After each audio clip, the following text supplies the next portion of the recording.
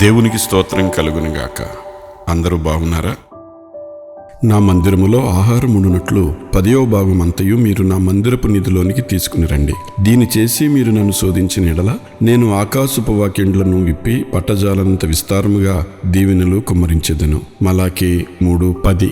మన ఆర్థిక వనరులను దేవుని హస్తాలలో ఉంచినప్పుడు, ఆయన ఉపయోగించమన్నట్టుగా ఆ వనరులను మనము ఉపయోగించినప్పుడు ఇక ఆర్థిక సమస్యలేవి మన చెంతకు రావు. ఒకవేళ వచ్చినా అవి వెంటనే పరిష్కరించబడతాయి.